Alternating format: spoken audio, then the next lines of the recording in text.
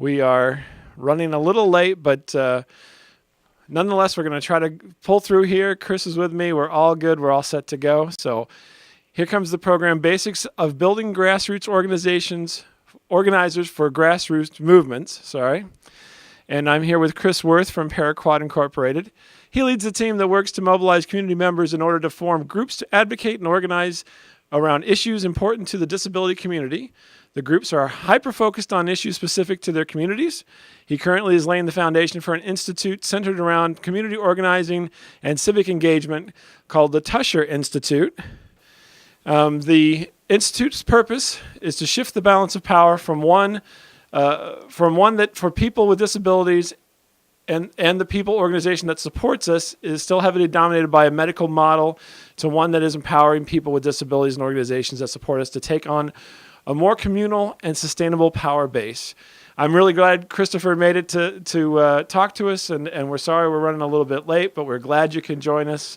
And I'm going to turn it over to Christopher Worth. Hey, hello everyone.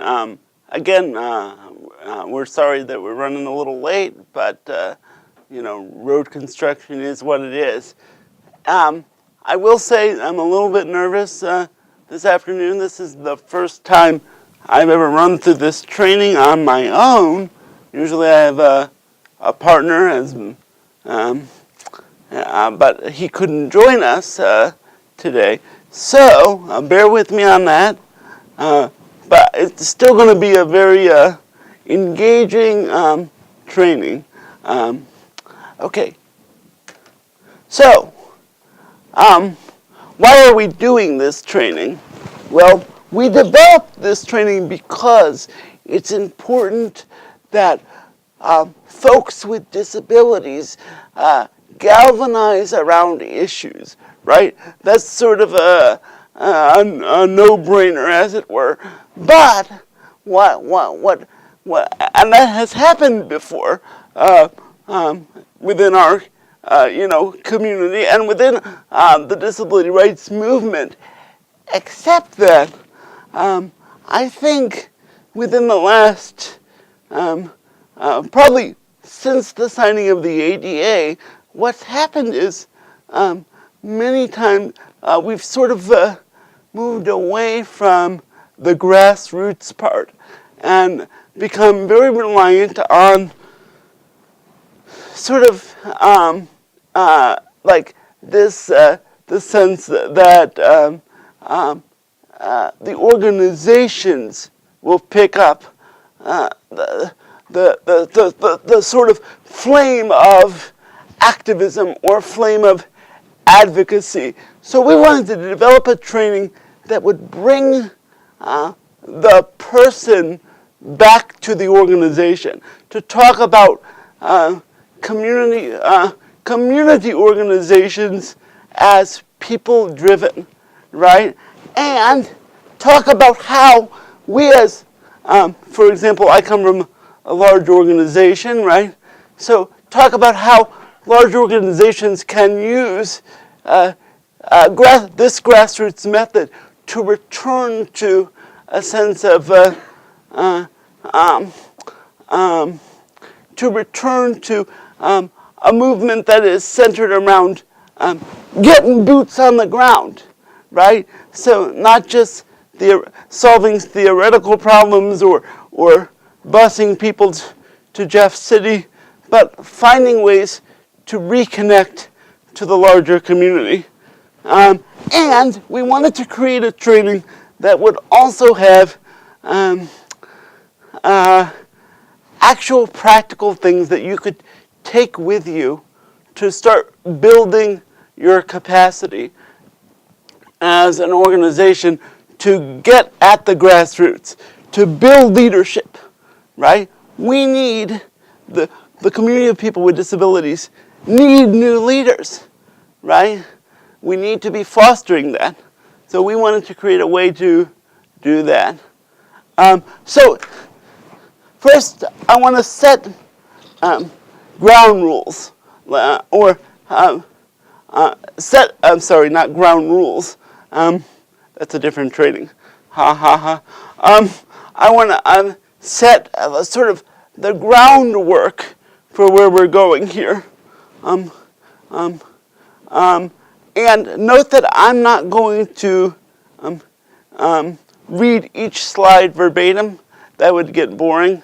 And since you're out there, you can spend more time doing that, sipping your coffee. And we'll send you this presentation afterwards, too.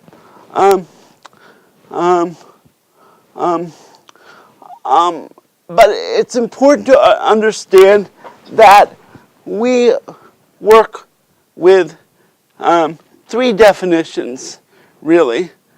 Advocacy, right? Advocacy, right? Which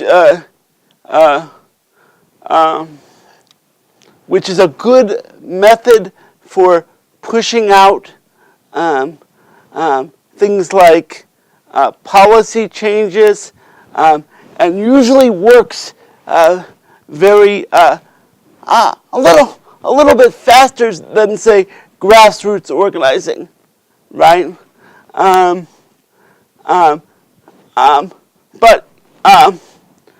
So we're going to talk in this first section about advocacy, about grassroots organizing, and then the third piece is bringing those things together.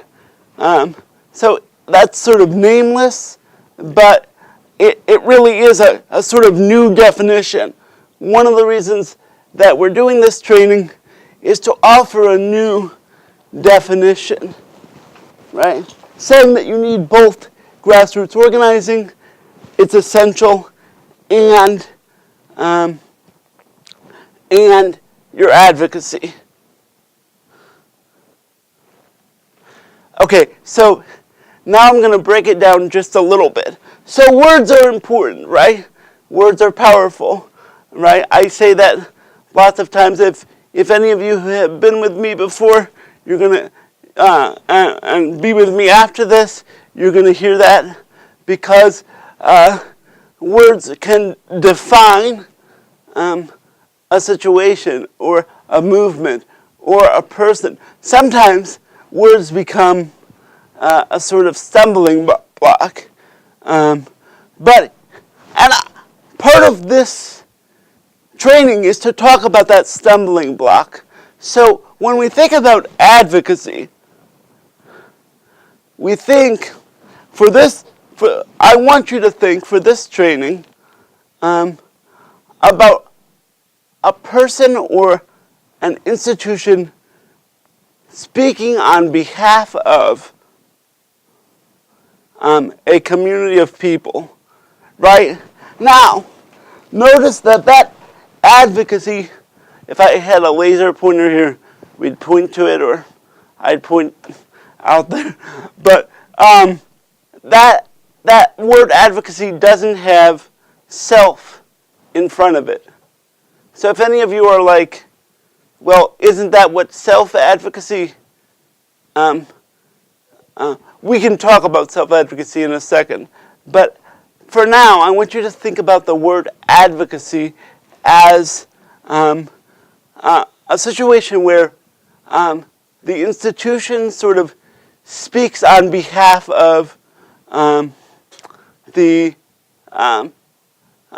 population, right? I just used a word that I never use because it's very clinical, but that's important to note. And note that advocacy also suggests experts, right? Now, can a person with a disability without a policy background or a community organizing background become an expert? Most certainly. But I think there's some problems that start to arise because of that. And we'll talk about that as it unfolds. But I hope we're clear that we're approaching advocacy in a very straightforward manner here, speaking about its core definition. focused on the system or the professional speaking for someone. Organizing. This is a method of change that was used early on in the independent living movement. Now, for those of you who are not a part of the independent living movement, or you don't think you are, or you haven't heard of that movement, that is the core movement of the disability rights, that came about in the late 60s, early 70s, born out of Berkeley, California. That's a movement that Paraquad and other independent, Paraquad is where I work, right? It's an independent living center, and all of us follow this independent living movement kind of philosophy, right? And we can talk about that when we sort of pool questions later, all right? But organizing is a method that we used early on in the building of our movement, and it was a core sort of drumming up of people, right? And it's a method of change, right? That focuses on building relationships, right? So, a relational exchange means that I'm going to know the person I'm asking to do something or to be a part of something more than just telling them this is what I want you to do, right? And you're going to get X number of whatever for doing it or whatever. So it's more, when we organize, we look to build a relationship that calls a person to be a part of something because they feel bought in, right? They have ownership, right? Now here's where I'm going to get kind of controversial, right? You wouldn't be tuned in if you didn't want some controversy, right? That idea of organizing, somewhere along the way, that idea of relationship building was replaced by advocacy, right? You can kind of see it, right? And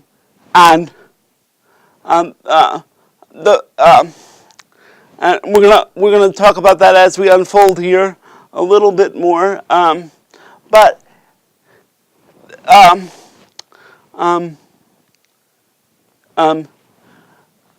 organizing, that's what we want to return to, really. We want to be able to shape our community through relationships. And really, that's the core of this training, too. Okay, so the replacement of advocacy, the replacement of organizing by advocacy, doesn't mean that advocacy isn't valuable, right? Think about this. They're two separate things. Advocacy is a situation where we are inviting the expert, or we are becoming the expert, right? You can do that and still organize, right? While organizing sort of puts the community first, right? And pushes us to be much more at the grassroots, right? Things need to be driven by community members, all right?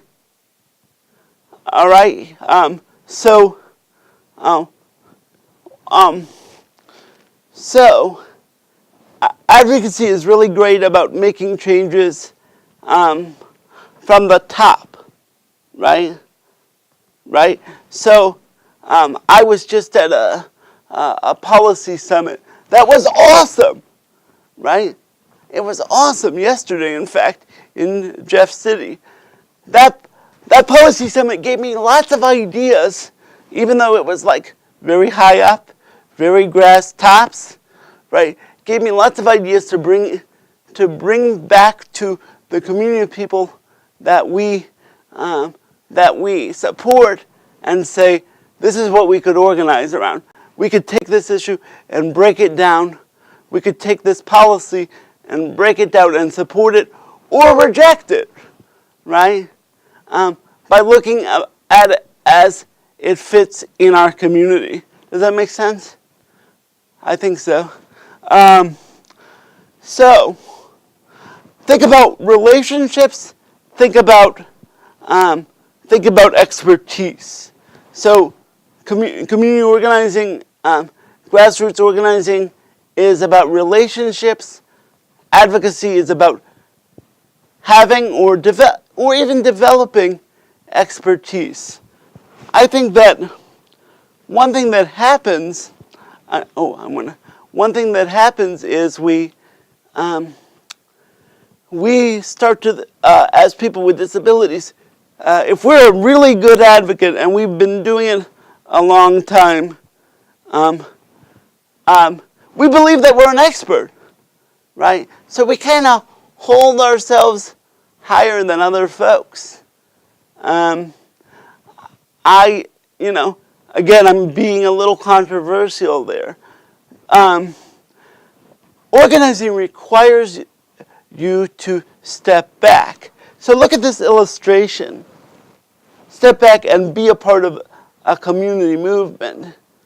This is an illustration of an advocacy expert. The arrow that has pressure under it. Pressure means putting pressure on a change, a person in Jeff City, a mayor, city councilman, the head of Metro, to make a change, right? The advocacy expert often feels like a lone wolf, right? They know their stuff. We're not arguing that they don't in this training.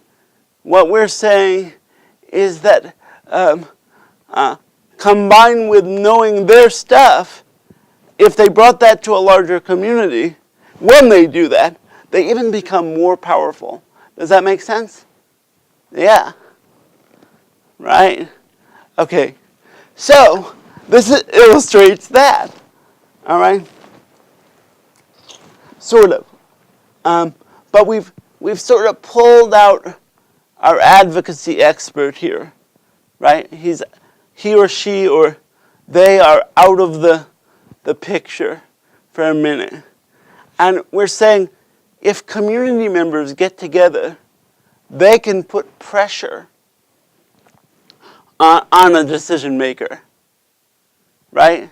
And you might say, well, no duh, right? I don't know if that was appropriate, but the thing is, we don't often get together, or we expect our organizations to get us together. And the thing is, before it's all said and done, I want to see a world where we are partnered with our Independent Living Center, or partnered with Down Syndrome Association, or partnered with whomever we are working with as community members to make change, right? So that's what this this is sort of an abbreviated version, but that's what we as community organizers try to push. That's what I encourage my team to do. Not to see advocacy and organizing as something separate. Although, I think that you have to sort of intellectualize it a little bit in order to understand the differences, right? You have to be able to say, we can use our experts, right? But they shouldn't be the ones invited to the table right away, right? We should decide what we want first as community members, right? We should build our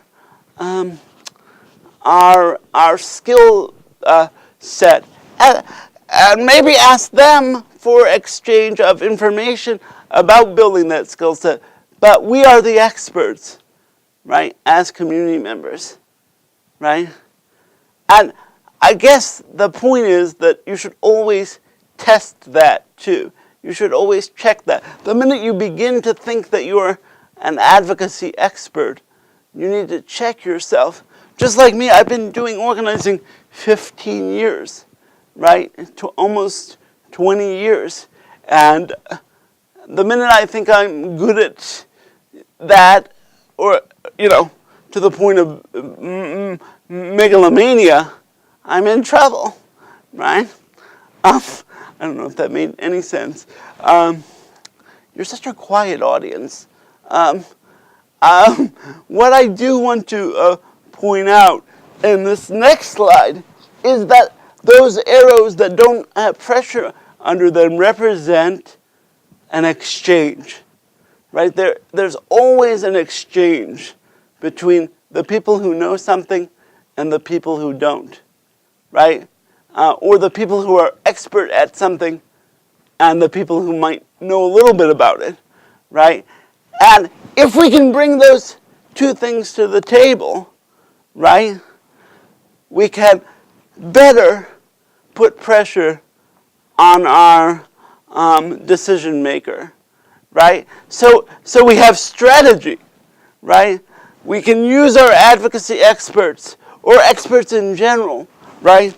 A lawyer, an ADA specialist, or a race relations specialist, I don't know, as an expert. But they're not the person that's pushing the message, right? It's an exchange. It becomes a sort of way to build a map, right? Does that make sense? Okay. Paraquad is a case study. Okay, so when I came to Paraquad, I came to a group of folks that had that kind of I came into a group of folks that had those kind of advocacy expert things down pat. They were very good at what they were very good at that passion. They were very good at that, knowing how to express what they want. When I came to Paraquad, we had 15 members of what was then called the community advocates, who yelled and screamed and were super passionate. And by yelled and screamed, I want you to think about that in both a positive and negative way for this training and any other time. Because what was happening was there was no organizing. There was no organized center. They were all competing with each other, fighting with each other, right? Some of the strongest leaders that we had, that we have now, that are involved in the organizing experience that we're now using, used to sleep in those old meetings, right? Because they got run over, right? They got dominated, right? So I came into a situation where no one was really organized.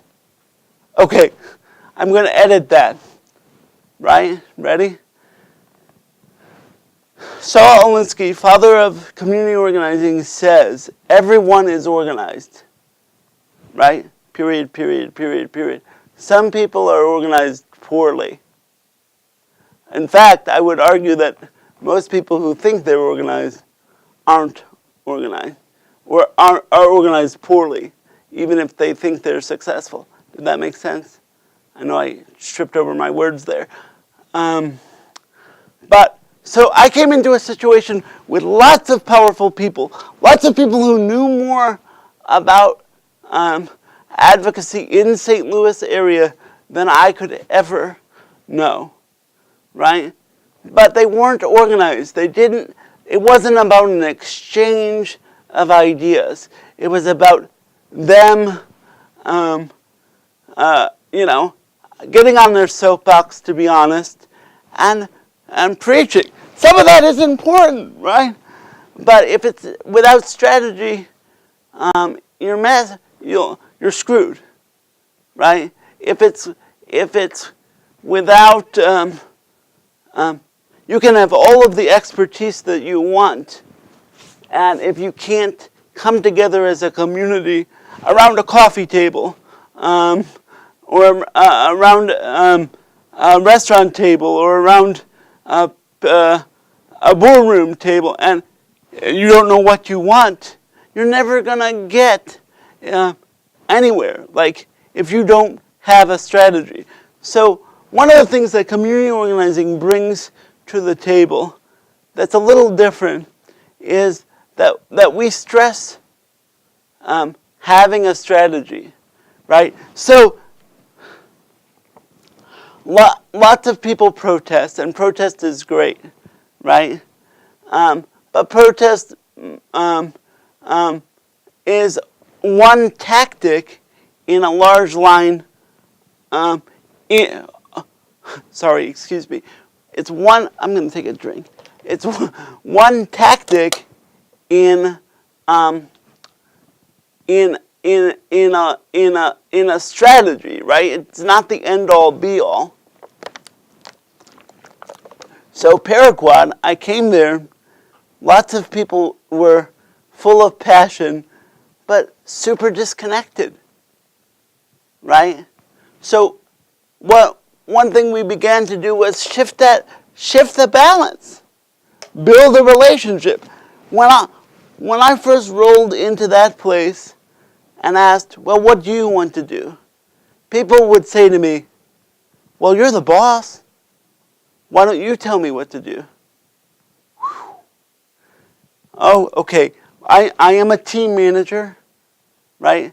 But I can't be the boss, right, as an organizer.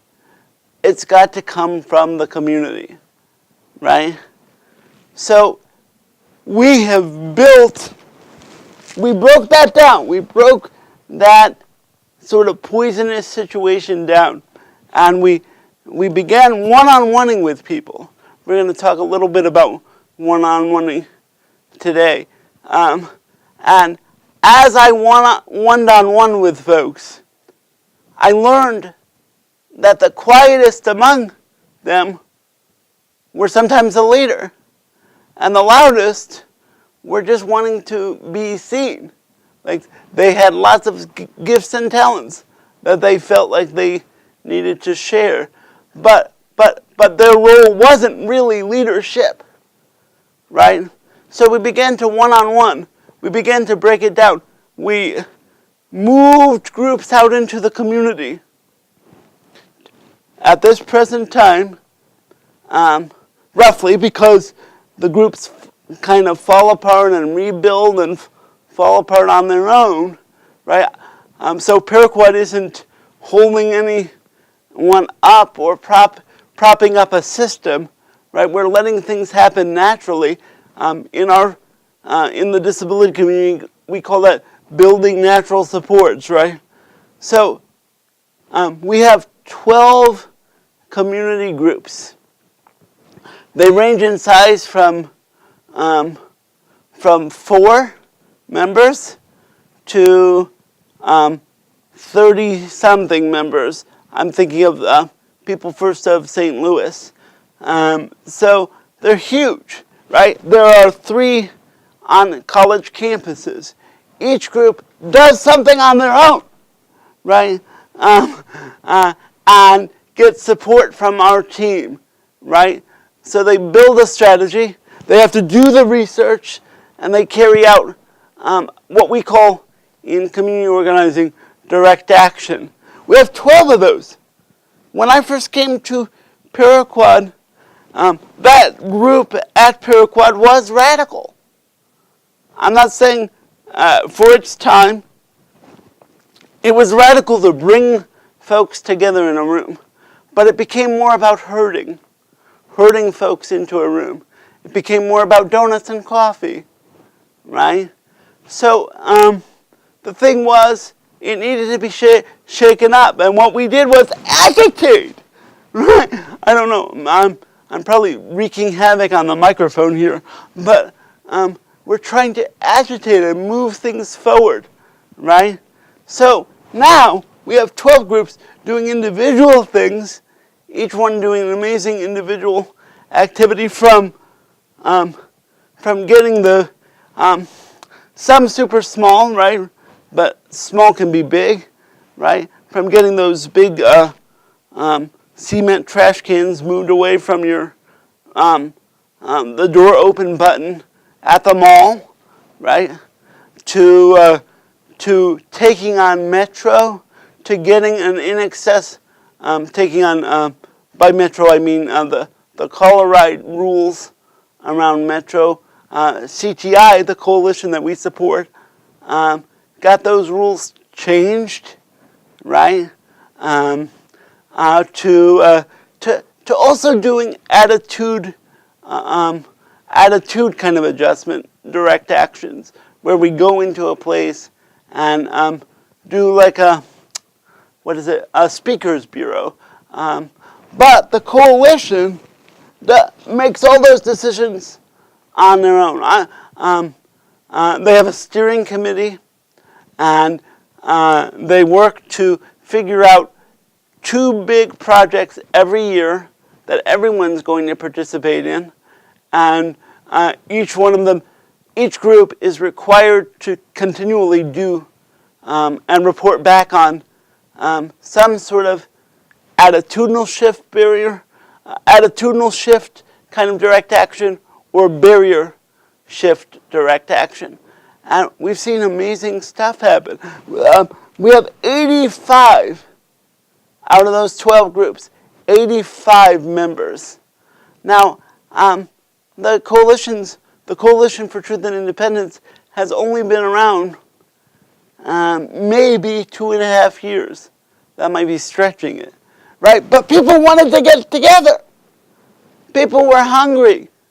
And what we did was we gave them, we as in Paraquad and my team, gave them structure. We do a 3-day organizing training, which is much more intense than this, that talks about tactics, strategy, and things began to bloom on their own because people were hungry to see a new model, right? Isn't that exciting? Okay, so I think I should have said at the beginning of this that we were going to give you some tools to identify leaders. Now, I'm not going to read directly from the slide, okay? Or try not to. I'm going to, but I hope that you'll all have a piece of paper or are writing, because I'm going to add to this a little bit and even simplify it. So, identifying a leader. This is not a clean-cut process. This is having one-on-ones that are exchanges, getting to know people. It's a slow process. If your organization chooses to take on the model, you're going to get sustainable, real change happening. But it's slow, right? And it takes a lot to do it.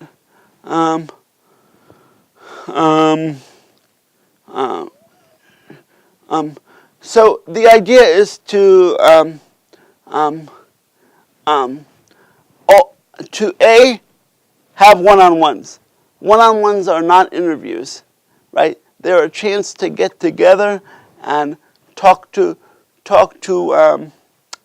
your community member in a new way, right? So say you have an advocate that has been coming to your program or your whatever situation they're in for a long time. And you might know that they like ice cream or whatever, but you don't really know their story. A one-on-one is a chance to build to hear their story, and for you to be vulnerable in telling your story. So maybe you don't have a disability, right? By chance, and you think, well, my story isn't as good. Everyone, from my CEO, well, she's a bad example, a good bad example because she's got a pretty unique story. From my lawyer, right? He's pretty cut and dry. He's got a story, right? To the guy that I pass at the Metrolink every morning. Everybody's got a story. You got to share it, right? And what does that mean? That doesn't mean go down a list, right? This is not an intake. It's a getting to know. You can have boundaries and still get to know people, right? You got to be vulnerable, though. You got to say something about yourself that others might not know. Okay, so one-on-one is your first thing. Okay, so identify roles for people to fill, right? What do we mean by that? Too much of the time, people sit in the auditorium or wherever they might be, and they don't have anything to do, right? Or you say that you'll have something for them to do and nothing materializes. People need something to do. Derek Weatherell, our systems organizer, always likes to say, people don't just like to come to meetings, right? They want something to do. So make your meetings actionable. Ask that each person brings something with them to the next meeting or something like that. And make your one-on-ones actionable. So the first one-on-one might be, the actionable thing might be, hey, would you come back and meet with me again? Right? I mean, that's an action. You're asking them to do something. By the third one-on-one, you might say, hey, will you do this phone bank with me? Okay, and never assume that someone with a physical disability or any other type of disability, intellectual, can't do something. So we have to suspend our judgment, right? When we're doing a real one-on-one, when we're challenging people to do things, you have to let things fail, okay? Don't forget personality types. Don't forget, that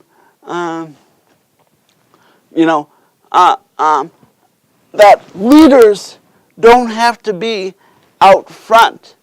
In fact, as community organizers, we really, doing this webinar scared the heck out of me because it's hard to be out front. We always want to push people, the masses forward, right? But in leadership development, we can think not everyone has to be the leader. There have to be good followers too, right? But if you have somebody just sitting around, you're doing it wrong. I'm sorry if that was a little challenging, but that's the truth. And Derek would kill me for saying this, or for forgetting this part. Derek is my organizing partner and my colleague, and I'm his boss. So he always likes to say, make sure that it's not a simulated experience. So it's something that actually has to be done, right? So we're not just making up tasks for people to do.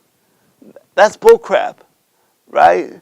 We want to make sure that it's valuable to whatever we're trying to put together, whether it's a trip to Jeff City, people can plan that, or a car wash, right? People for St. Louis just had, or in the summer, not just, it's very cold outside, a major car wash fundraiser, right?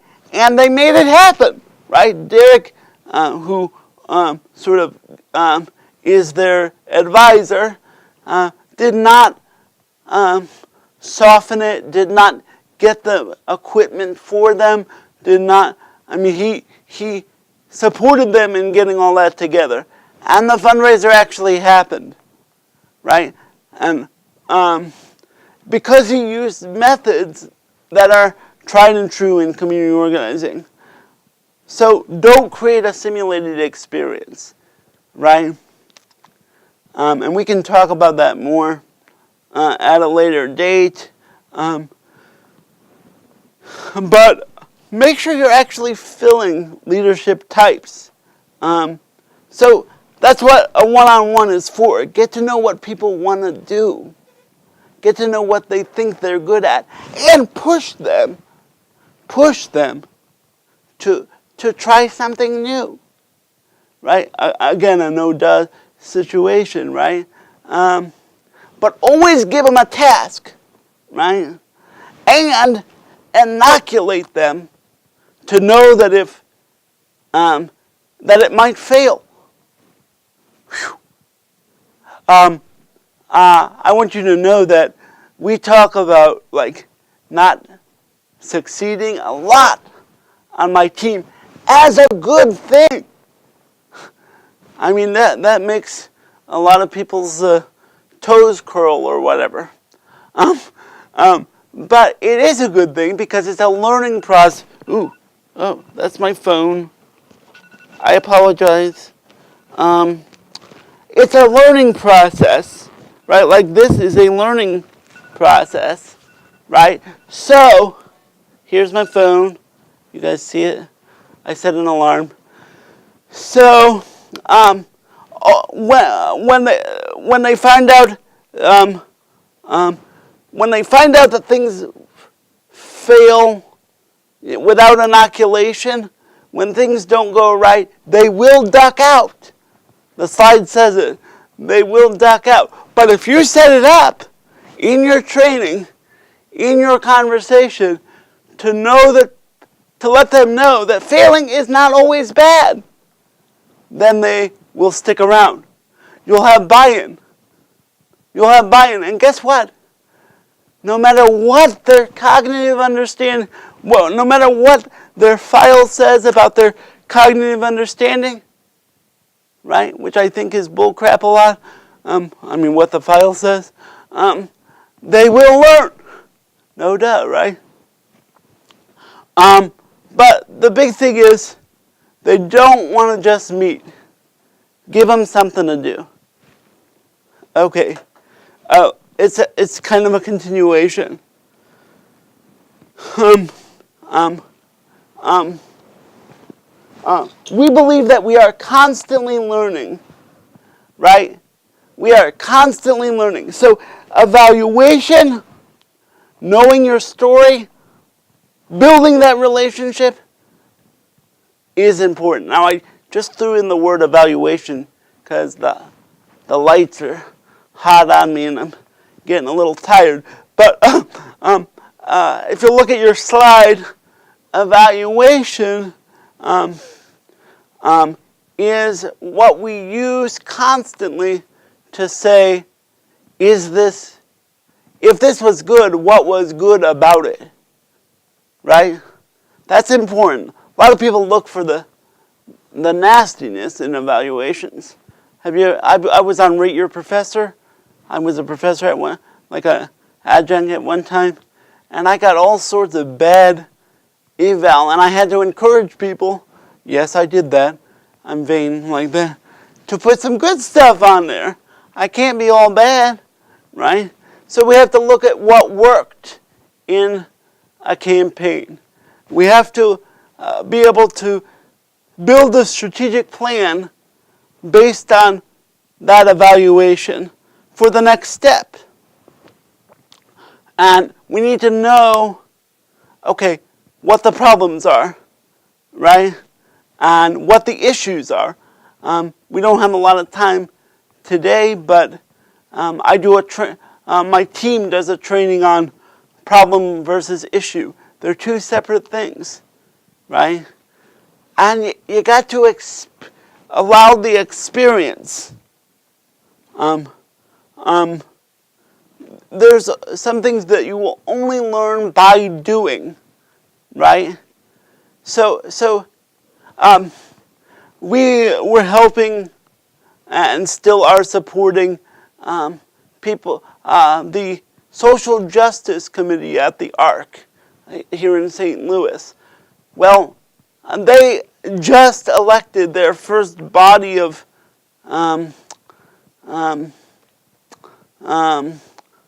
officers. Well, they tried to have a fundraiser. The president was there, and no one else showed up.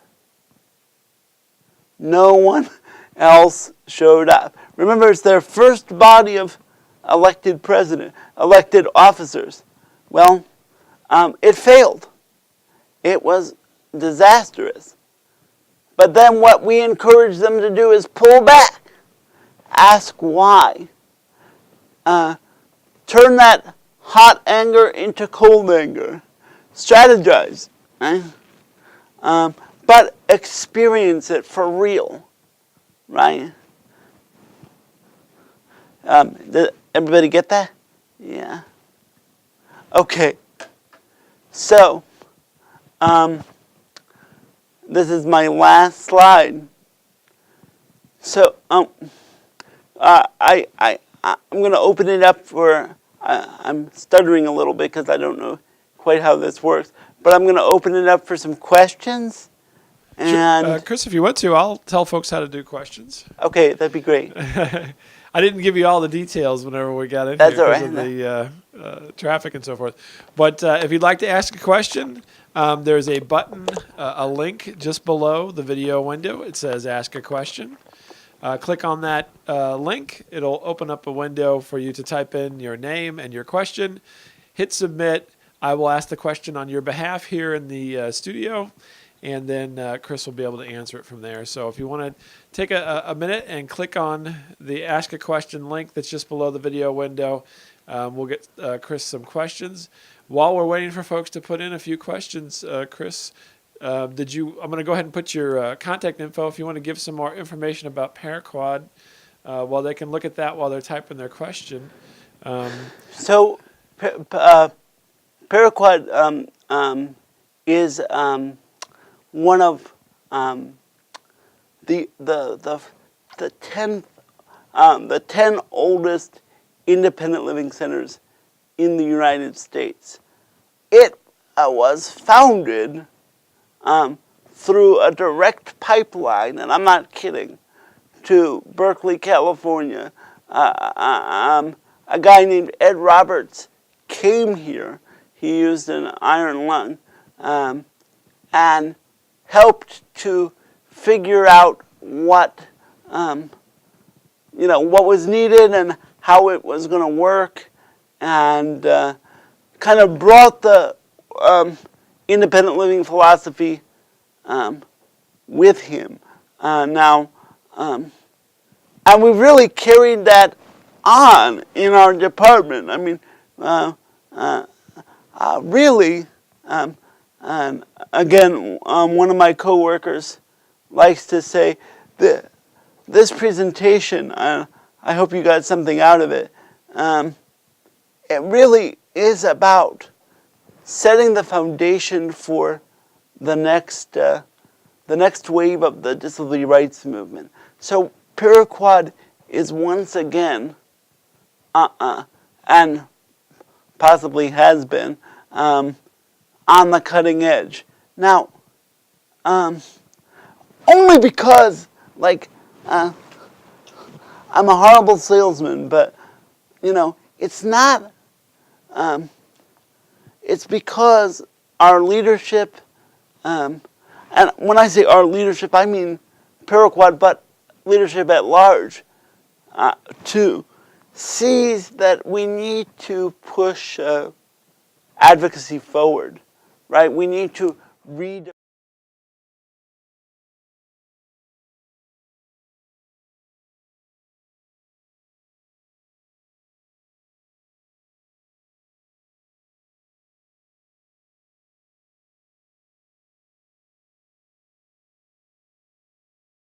of an activist lens to it. And so Paraquad is really on that edge, that sort of cutting edge.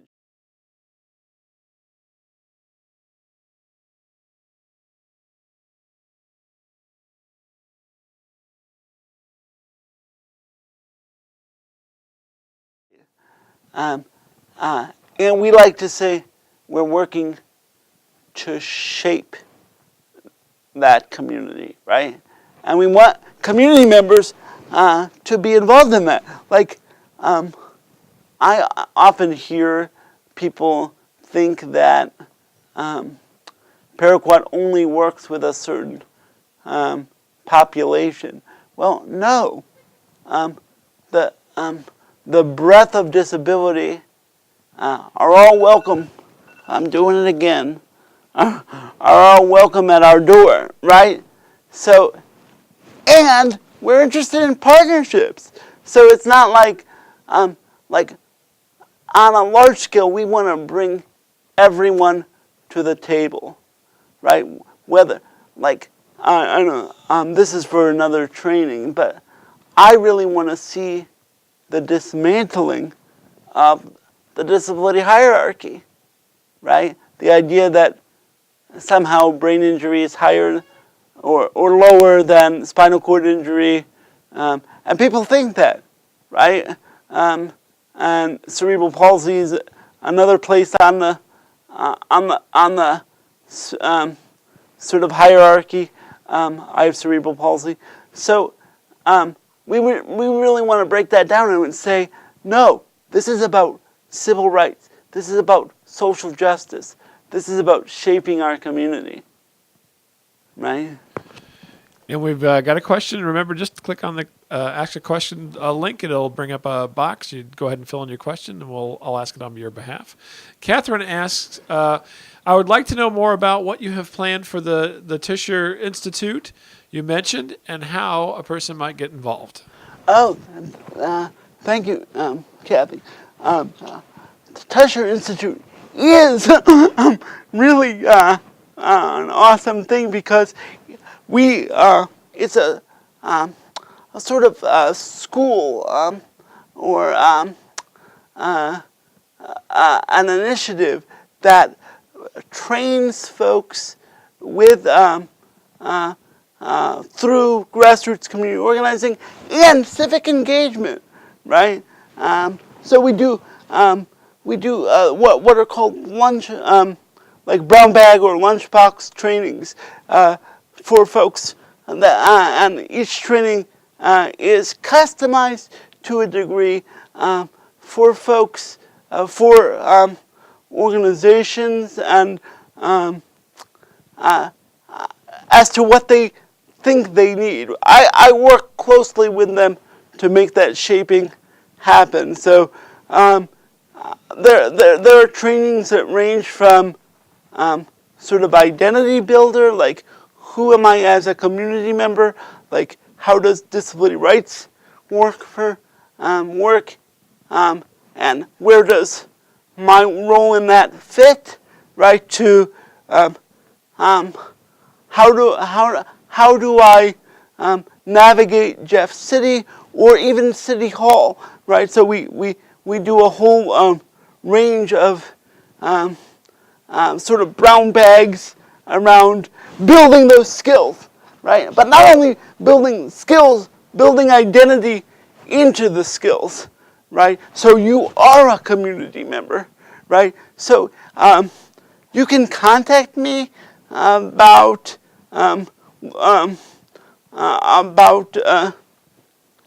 Tusher Institute. My information is up for you, and I'm more than willing to have a conversation. Now, it is a fee for service, right? I want to make that clear. So we build a plan, we execute it. I almost forgot. The 3-day organizing training, right? Which I encourage all of you, if this has wet your whistle at all, I encourage all of you to contact me about. It's part of Tusher Institute, and it's that we bring people together to intensely sort of go over sort of what you heard today in less of a smattering kind of way and more of a like step by step. This is how to to make actionable what you're learning, right? So Tusher Institute is a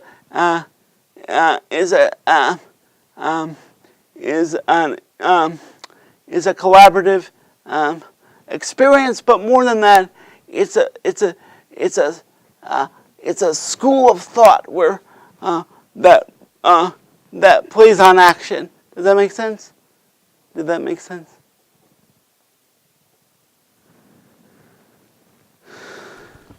Okay, we're just about out of time here. If you want to ask another question, just go ahead and type it into the question link.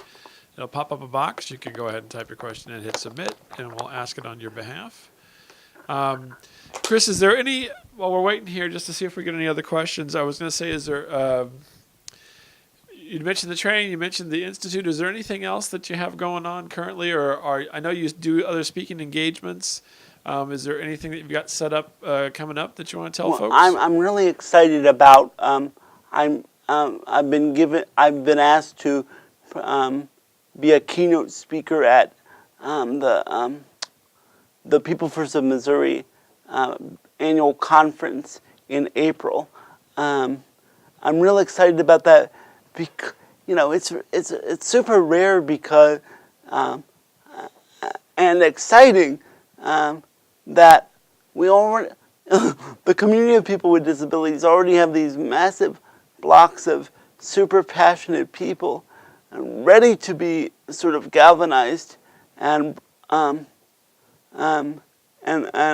excited that to be given the opportunity to sort of be a part of People First of Missouri and see that passion, but also help sort of make it actionable. Not that they haven't taken action, but I want to add to that. Does that make sense? Yeah, and I just looked it up while you were telling. Just so folks know, that conference is April 21st through 23rd at Tantera Resort down Osage Beach, Missouri, and if they want to go, and there's right now it looks like they're still taking presentations until next week, and then they're going to get to work on the conference. It's Spring into Action is the theme for the conference. So let me see if we've got any last questions here for you, Chris. And if not, we'll go ahead, and I want to thank you for coming. It's a little after 3. I know we had a rough afternoon with traffic and so forth, but I'm glad that you could make it to be here with us, and I hope everything goes well. And then, folks, we're going to send out in an email the slides as a PDF for you, as well as a link to the video in case you didn't get to see everything because we were going to start a little early, start a little late. later than we were going to start at 1:30, but didn't get started till 2 o'clock. And that way you can catch the parts that you might have missed, or if you had to leave early because you only had time till 2:30. So thank you, Chris, and we'll see you next time. Everybody have a happy holidays, and enjoy the rest of your day. Thank you so much.